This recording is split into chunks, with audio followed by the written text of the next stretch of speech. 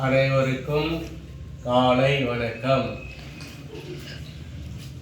இன்னைக்கு எங்கள் வீட்டில் ஒரு பிரியாணி பண்ண போகிறோம். என்ன பிரியாணின்னு சொன்னால் மட்டன் பிரியாணி. ஓகே, ஸோ நான் வந்து 2.5 கிலோ அரிசி போட போகிறேன். 2 கிலோ இன்னொரு 1/2 கிலோ, 2.5 கிலோ அரிசி போட போகிறேன். 2.5 கிலோ அரிசி, 2.5 கிலோ மட்டன் அப்படி வச்சுருக்கேன். நான் ஒரு ப்ரிப்ரேஷன் பண்ணுறோம். என்னென்ன ப்ரிப்ரேஷன் சொன்னால், பிரியாணிக்கு என்னென்ன பண்ணுறோம் சொன்னால், முதல்ல வந்து பிரியாணிக்கு வந்து ஒரு கிலோவுக்கு வந்து ஒரு 6 வெங்காயம், அது மாதிரி வந்து ஒரு மீடியம் சைஸ் 6 வெங்காயம். அங்கே 2.5 கிலோன்னு சொன்னால் ஒரு 15 வெங்காயம் எடுத்திருக்கேன். 15 வெங்காயம் நான் கட் பண்ணி இங்கே வச்சுருக்கிறேன். ஓகே, அதுக்கப்புறம் வந்து தக்காளி வந்து கட் பண்ணி வச்சுருக்கேன். தக்காளி வந்து ஒரு 14 தக்காளி, மீடியம் சைஸு 14 தக்காளி கட் பண்ணி வச்சுருக்கேன். ஓகே, இன்னொன்று ஒரு கட்டு மல்லி, ஒரு கட்டு புதினா, ரெண்டுத்தையும் நான் வந்து அதில் வந்து காம்பெலாம் எடுத்துட்டு செப்பரேட்டாக வந்து தண்ணியில் அழைச்சிட்டு இங்கே வச்சுருக்கேன். அப்போ 3 ஆயிடுச்சு. இஞ்சி பூண்டு பேஸ்ட் எங்கப்பா. அடுத்தது ஒரு 4-5 பட்டை, அப்புறம் வந்து ஏலக்காய், ஒரு லவங்கம், அது வச்சுருக்கிறேன். அப்புறம் இஞ்சி பூண்டு பேஸ்ட் விழுது, அது செப்பரேட்டாக வந்து அரைச்சி இங்கே வச்சுருக்கேன். அதுக்கப்புறம் கல் உப்பு வச்சுருக்கேன். பின்ன ஆயில் வச்சுருக்கேன், பாம் ஆயில். இப்போ பாம் ஆயில் யூஸ்வலாக வந்து 1 கிலோவுக்கு வந்து 250 கிராம் அப்படின்னு சொன்னால் 2 கிலோ ஒரு 400 ml ஊற்றினா போதும். அது வச்சுருக்கேன். இப்போ நான் வந்து பிரியாணி இதெல்லாம் வந்து ப்ரிப்ரேஷன் பண்ணுறதுக்காக தான் வச்சுருக்கேன். இன்னும் நான் பிரியாணி ஸ்டார்ட் பண்ணல. இனிமேல் தான் நான் வந்து பிரியாணி ஸ்டார்ட் பண்ண போகிறேன். செப்பரேட்டாக வந்து குக்கரில் வந்து ஒரு 4 விசில் விட்டு மட்டனை செப்பரேட்டாக வச்சுருக்கேன். ஓகே, இனி தான் நான் வந்து பிரியாணி தொடங்க போகிறேன். என்ன சொல்லிட்டு இப்போ வாங்க பிரியாணி குக்கிங் செய்யலாம். இதுக்கும் செய்ய போகிறேன்.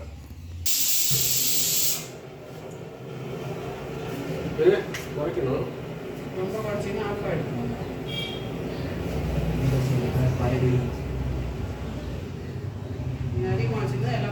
இதெல்லாம் வாங்கிடா அதிகமாக சின்ன கம்மியாக இருக்கிறதுனால நடக்க மாட்டாங்க.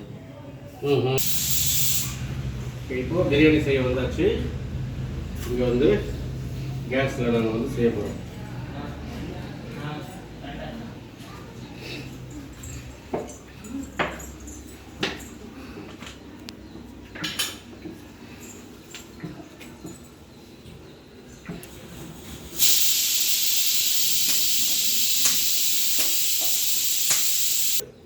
நான் வந்து 1.5 கிலோ செய்யறதுனால ஒரு 600 கிராம் மில்லி ஊற்ற போகிறேன்.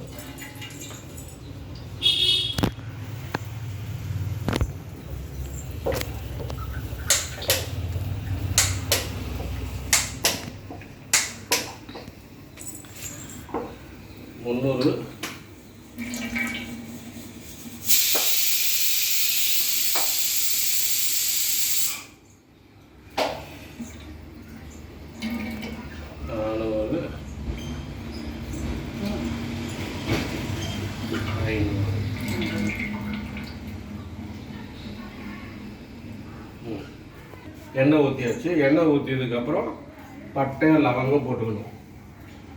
ஸோ இப்போ செப்பரேட்டாக எடுத்து வச்சுருக்காங்க பட்டை லவங்கம். என்ன காமிச்ச மாதிரி தான் பட்டை லவங்கம் இதை போட்டோம். ஃப்ரெஷ்ஷாக இருக்குது. பட்டை லவங்கம் போட்டாச்சு. அடுத்தது நான் வந்து வெங்காயம் போட போகிறேன். வெங்காயம் ஆல்ரெடி நான் கட் பண்ணி வச்சுருக்கேன். வெங்காயத்தை அப்படியே வந்து ஓகே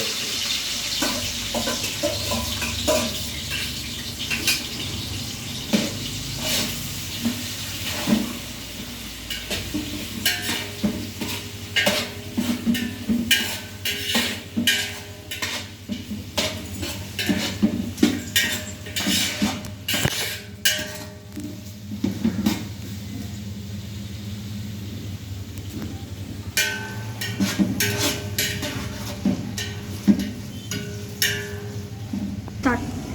அடுத்தது நான் வந்து உப்பு போட போகிறேன். கல் உப்பு போட போகிறேன்.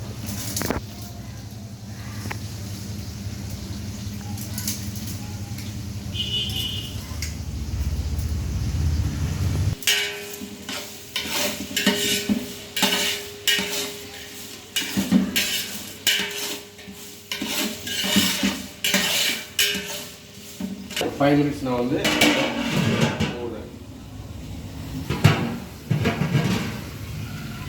இப்போ வெங்காயம்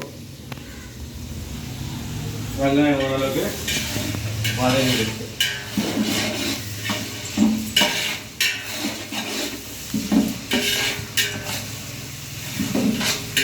வதங்கிட்டு உடனே நம்ம இந்த இஞ்சி பூண்டு பேஸ்ட்டை போட்டுப்போம்.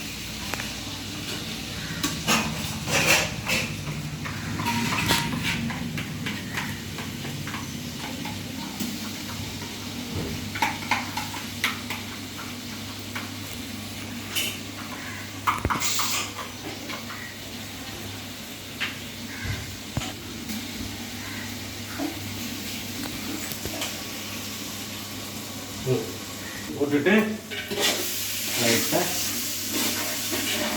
கலரி கொடுக்கணும்.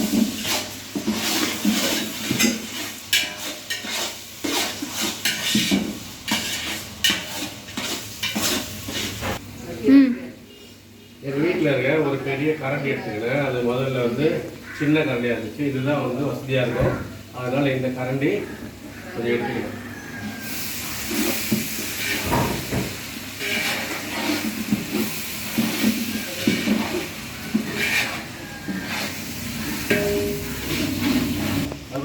இப்போ தக்காளி போட போகிறேன். இஞ்சி பூண்டு பேஸ்ட்டு நல்லா அந்த பச்சை வாசனை போயிட்ட பிறகு இப்போ தக்காளி போட போகிறேன். ஆல்ரெடி வெட்டி வச்ச தக்காளி மொத்தமாக போடுவேன்.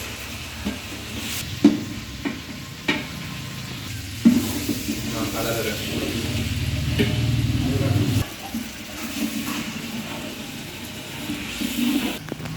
போடுங்க. அடுத்தது வந்து ஒரு 6 பச்சை மிளகாய் போடுறேன். 2.5 கிலோவுக்கு ஒரு 6 பச்சை மிளகாய்.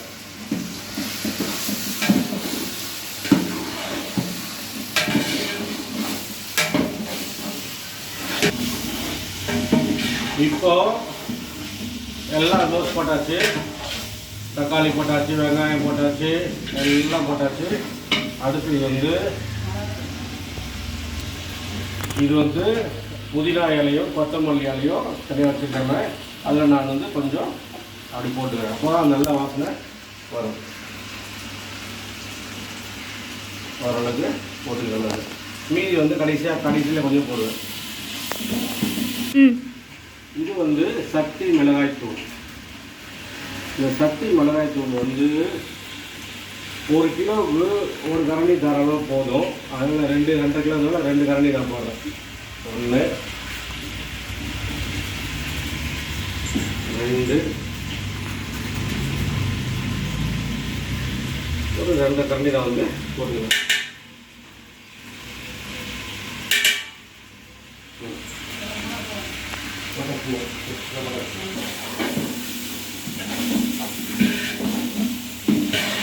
கிட்ட காமி.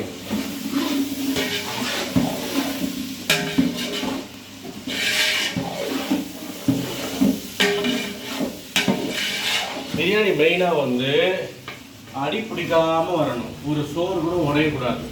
அதுதான் பிரியாணி பண்ணுறதுனுடைய கரெக்டான பர்ஃபெக்ட் 100% பர்ஃபெக்ட்டு பிரியாணி மேக்கிங்.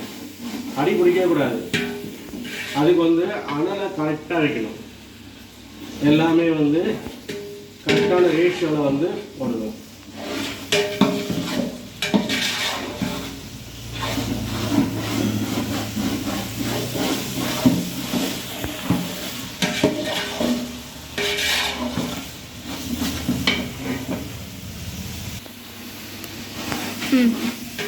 நான் வந்து மட்டனை பொரியா நாளைக்கு கட் பண்ணி வச்சுருக்கேன்.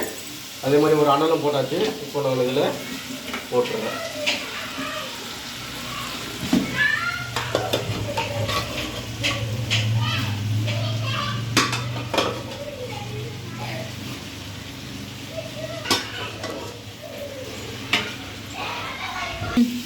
இப்போவே பிரியாணி நல்லா கமகமன்னு வாசனை வருது.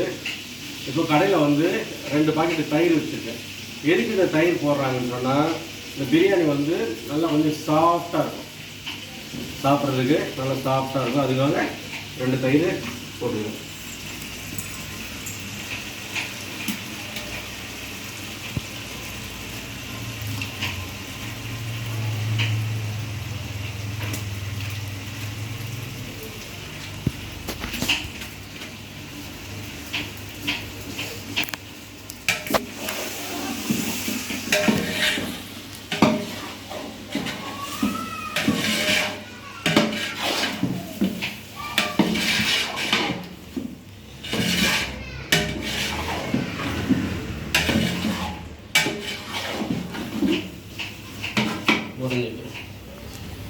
இப்போது அளவாக தண்ணி ஊற்ற போகிறேன். இந்த அரிசி ஏற்கனவே நான் அளந்துட்டேன். இந்த குண்டானில் 2 குண்டா அரிசி போட்டிருக்கேன். அதனால் நான் வந்து 1.5 1:1.5 அதுதான் வந்து ரேஷியோ. அதனால் இப்போ நான் வந்து 3 குண்டா இது மாதிரி வந்து தண்ணி ஊற்ற போகிறேன். இப்போ 1 ஊற்றுறேன். 1 2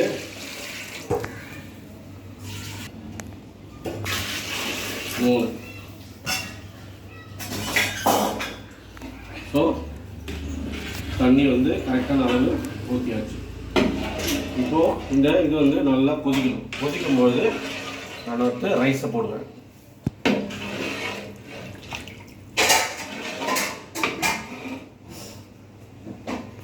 இதில் மெயினாக என்னென்னா, இது வந்து ஒரு உப்பு பார்க்கணும். கரெக்டாக இந்த ஸ்டேஜில் வந்து தண்ணி ஊற்றிட்டு உப்பு பார்க்கணும்.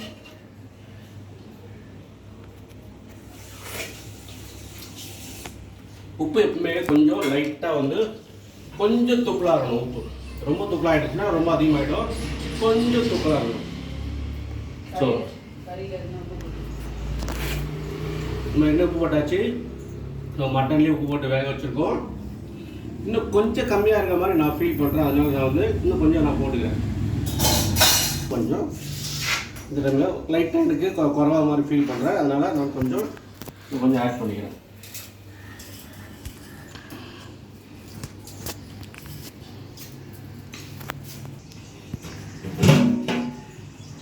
இப்போது எல்லாமே முடிஞ்சுது. உப்பு வந்து கொஞ்சம் அடிஷ்னலாக வந்து உப்பு போட்டு அந்த லெவலுக்கு கொண்டு வந்துட்டு, அப்புறம் வந்து காரெல்லாம் கரெக்டாக இருக்குது. இப்போது கொஞ்ச நேரம் வந்து மூடி போட்டு நல்லா தண்ணி நல்லா கொதிக்கணும்.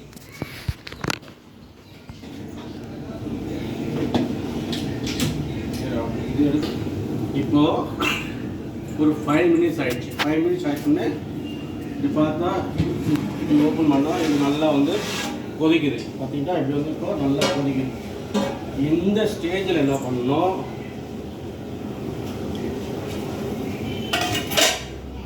நம்ம பாஸ்மதி ரைஸு இந்தியா கேட்டு ஊற வச்சு எல்லா தண்ணியும் ஃபில்டர் பண்ணி வச்சுருக்கோம். இப்போ அதை வந்து நான் இதில் போட்டுறேன்.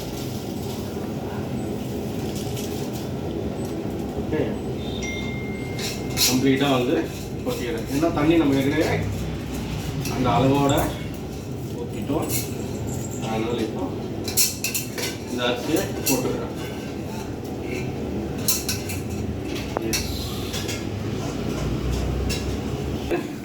அரிசி உடையாமல் அப்படியே ஒரு 4 பக்கமும் கலரி விடணும்.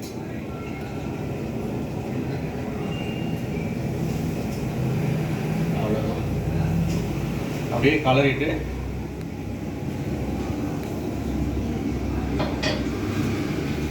இன்னும் ஒரு 2-3 மினிட்ஸ் வந்து மூடணும்.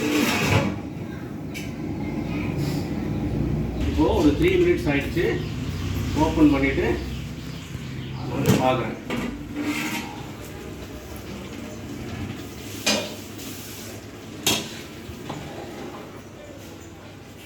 ரைஸ் அப்படியே கரெக்டாக வந்துருக்கும்.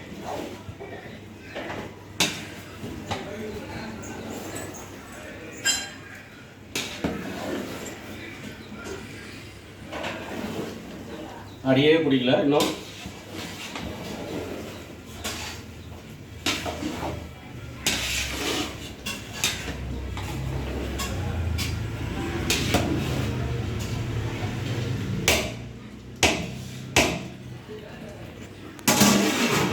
ரெண்டு நிமிஷம்.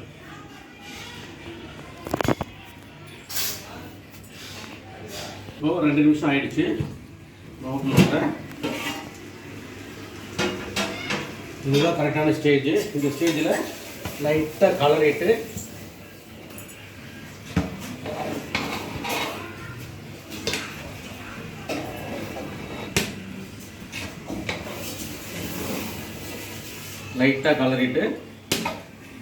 தம்மில் விட்டுருணும். இப்போ தம்மில் ஒரு டைம் சமயத்தில் இந்த ஒரு வாழை இலையை இப்படி போட்டுடணும். அந்த ஃப்ளேவருக்காக அப்படி போட்டுடணும். இப்போது ஃப்ளேமை நல்லா குறைச்சிக்கணும். ஃப்ளேமை நல்லா குறைச்சிக்கணும். இது வந்து ஒரு மைதா மாவு நான் வச்சுருக்கேன். இந்த இதில் கரெக்டாக இங்கே வச்சுக்கணும். ஏன்னு சொன்னால் அது மூட போகிறோம். நான் இப்போ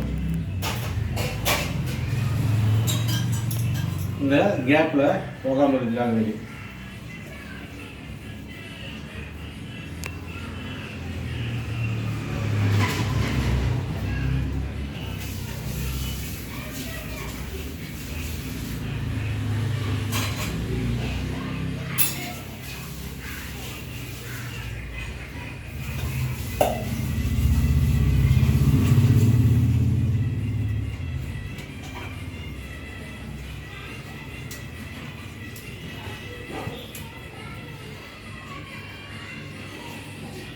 இது தானே வா.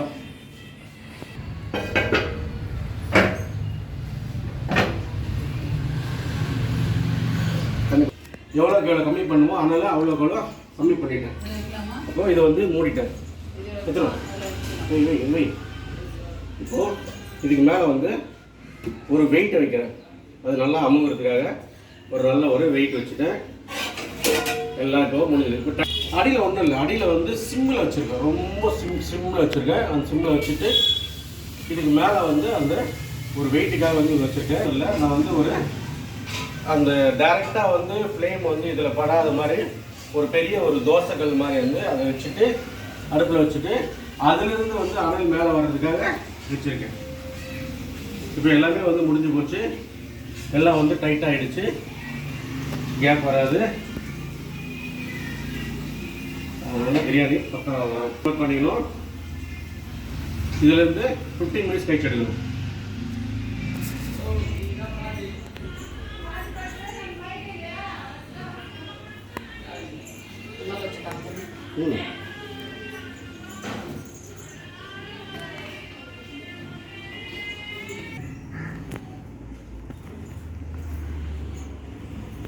பண்ணல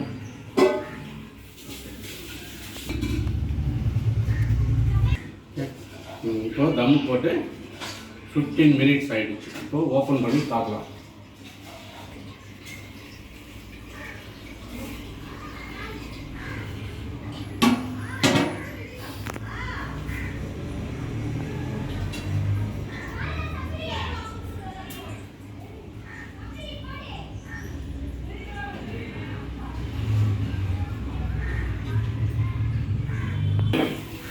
வாழையில லைட்டாக எடுத்துட்டு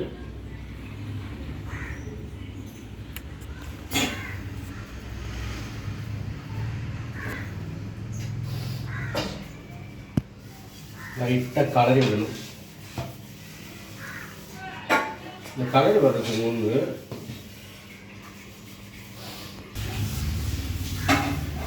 புதினா கொத்தமல்லி அப்படியே மேலே போட்டுக்கிறேன்.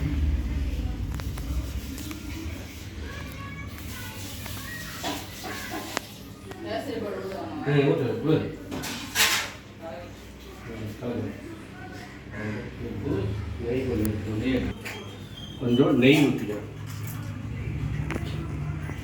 சுத்தமான பசு நெய் சும்மா லைட்டாக அங்கங்கே அப்படி போட்டுக்கிறேன்.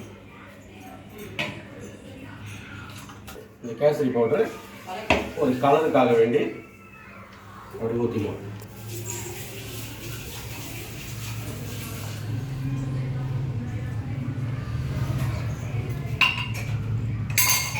இப்போ கலரி வரும்.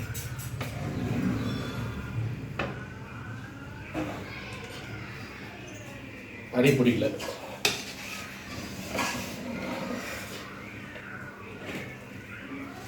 பிரியாணி வந்து அடி பிடிக்காமல் இருக்கணும். அதுதான் வந்து நல்ல பிரியாணி.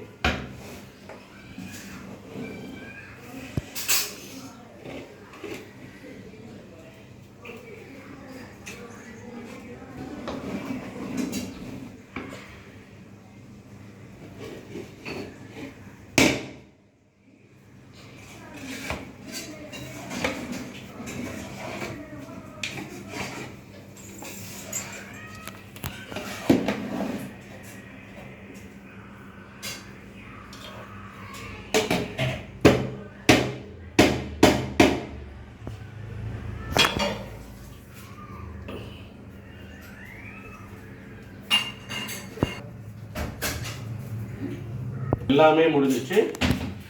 இப்போ கடைசியாக வந்து சர்வ் பண்ணுறதுக்கு ரெடியாக இருக்குது பிரியாணி. இப்போ கடைசியாக ஸ்டவ்வுக்கு எல்லாத்தையும் ஆஃப் பண்ணிடுறேன். நான் ஸ்டவ் ஆஃப் பண்ணியாச்சு. கேஸ் ஆஃப் பண்ணியாச்சு.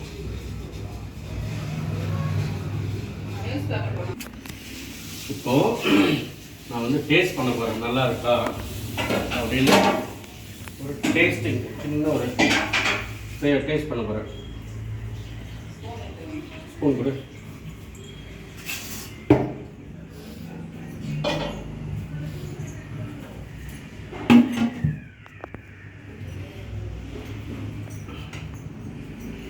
நான் செஞ்ச பிரியாணி நானே வந்து கடைசியாக டேஸ்ட் பண்ணுறேன்.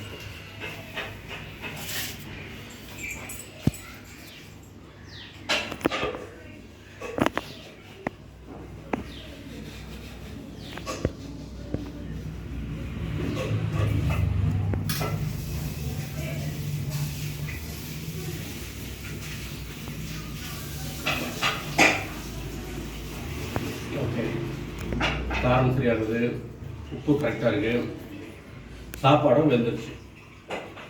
அடிப்படையாது எதுவுமே இல்லை, கரெக்ட் காம்பினேஷன் வந்துருக்கு.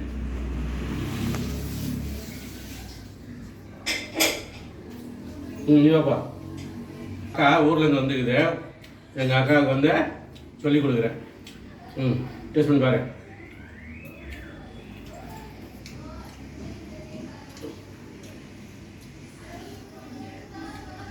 சூப்பராக இருக்குது.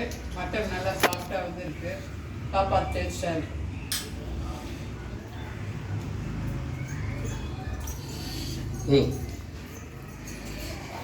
அக்கா பக்கத்து வீட்டு பங்காளி பிரியாணி டேஸ்ட் பண்ணுறதுக்காக வந்திருக்காரு.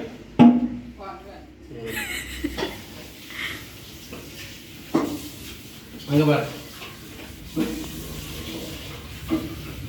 ஹவுஸ் த பிரியாணி. பிரியாணி எப்படி இருக்கு சொல்லு. நல்லா இருக்கு. அவ்வளோதானா?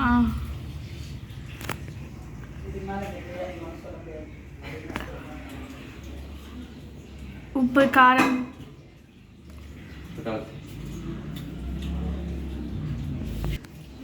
நான் மட்டும் இல்லை, எல்லாருக்கும் வந்து 2 பேருக்கு எல்லாம் டேஸ்ட் பண்ணியாச்சு. நான் சொன்னேன் நீங்கள் அப்படியா பிரியாணி வீடியோக்காக சொல்கிறேன்னு நினைப்பீங்க.